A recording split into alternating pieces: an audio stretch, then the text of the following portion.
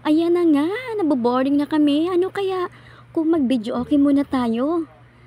Kaso lang, may rent 500 daw yan.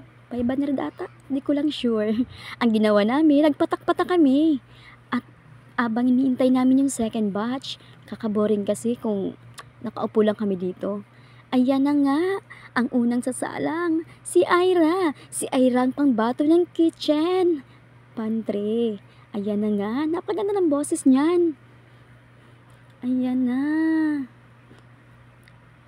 At binigay na sa akin ng sunbok. Di naman ako kakanta, no? Baka kapag ako kumanta, magsialisan kayo. Ayan na nga, try lang yon. Ayan na, kumanta na si Ira. At ang next nakakanta naman pala ay si Jiho. Si Jiho, ang ganda ng boses niyan. Pambato yan ng dining. Ang tangkad pa niyan. Ay, sos, Mariosep. San ka pa? Umalis nga muna ako saglit, bumalik din ako agad. Ayan, may palikod si Beshi. Kaloka. Swimming naman lang kasi kami, kaya ganyan ang suot ko.